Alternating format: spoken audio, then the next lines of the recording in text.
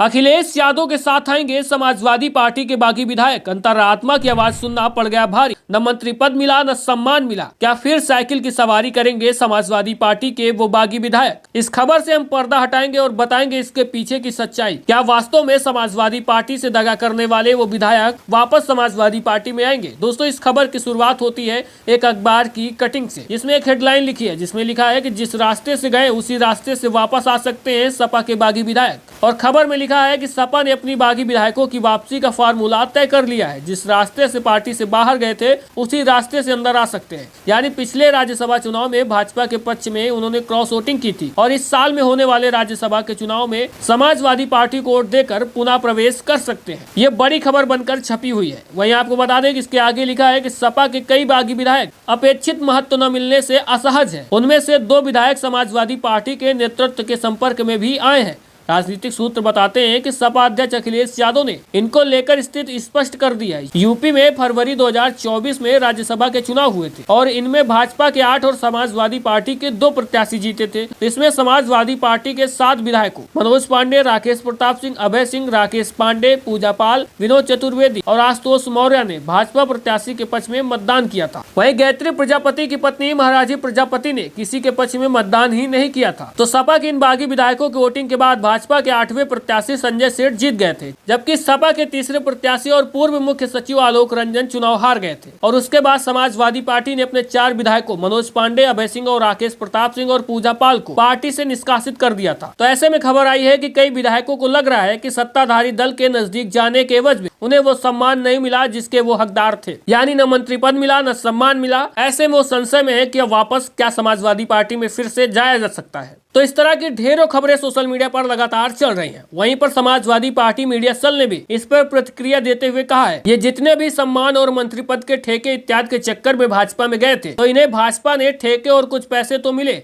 लेकिन सम्मान नहीं मिला। जबकि सपा में इनमें से कई को मंत्री पद मिला था, भविष्य में भी मिलता, सबका सम्मान था, ठेके इत्यादि तो मिलते ही रहते थे। खैर, अब ये वापस आ रहे हैं तो जितने लोग गए थे उससे 3 गुने को लेकर आ रहे हैं। ऐसी प्रतिक्रिया समाजवादी पार्टी के मीडिया सेल की तरफ से दी जा रही है। वहीं अब आपको बता दें कि राकेश प्रताप सिंह और अभय सिंह ने क्या कुछ कहा। पहले आपको बता दें कि आखिरकार अभय सिंह ने इन खबरों के बारे में क्या कुछ कहा है। उन्होंने कहा कि मैं अपने कुछ यूट्यूबर पत्रकार व पत्रकार साथियों से अनुरोध करता हूँ जो अपनी टीआरपी को बढ़ाने के लिए भ्रामक खबरें चला रहे हैं। मैं पुनः समाजवादी पार्टी में वापसी करना चाहता हूं, ऐसी खबर। तो कृपया मेरी फोटो लगाकर इस प्रकार की खबरें प्रसारित न करें और ना ही समाजवादी पार्टी में मेरी वापसी के बारे में कोई कयास लगाएं। और जहां तक मेरी जानकारी में है कि मेरे समाजवादी पार्टी से निष्कासित कोई भी अन्य साथी विधायक भी समाजवादी पार्टी में वापस आना नहीं चाहते हैं। कुछ पत्रकार लिख रहे हैं कि माया मिली न राम। मैं उनको बताना चाहता हूं कि प्रोग्राम तो मिल गए हैं और माया हमें आवश्यकता नहीं है। उसके आगे अभय सिंह फिर लिखते हैं कि मैं पुनः आपसे अनुरोध करना चाहता हूं कि अपनी दुकानदारी चलाने के लिए इस तरह की भ्रामक खबरों का प्रयोग न करें, नहीं तो मुझे आपके खिलाफ विधिक कार्यवाही करने के लिए बाध्य होना पड़ेगा। ये अभय सिंह प्रतिक्रिया देते हैं। तो वहीं आपको बता दें कि राकेश सिंह भी इस पर प्रतिक्रिया देते हैं। वो भी एक्स पर लिखते हैं कि समाजवादी पार्टी को अपने भ्रमजाल से वापस निकलना चाहिए और इस कयास को भी छोड़ देना चाहिए कि हम सपा में वापसी कर सकते हैं। उन्हें जगह जगह ये सिफारिश करवाना भी बंद कर देना चाहिए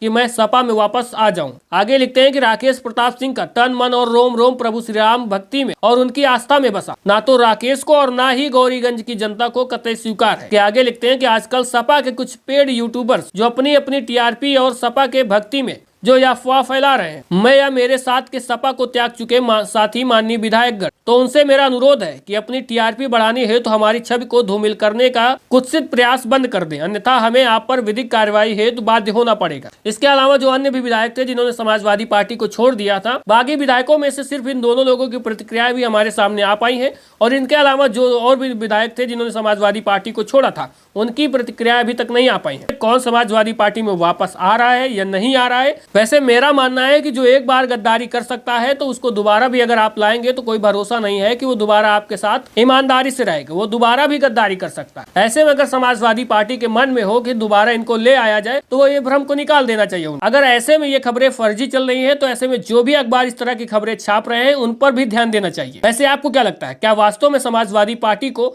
अगर ये लोग वापस समाजवादी पार्टी में आना चाहे जो बागी विधायक है तो लेना चाहिए या नहीं? अपनी राय कमेंट बॉक्स में जरूर दीजिएगा। अगर साथ में मेरे द्वारा दी गई जानकारी अच्छी लगी है तो ज्यादा से ज्यादा वीडियो को लाइक और शेयर करके चैनल को भी सब्सक्राइब और फॉलो करिएगा। मिलते हैं फिर नई जानकारी के साथ।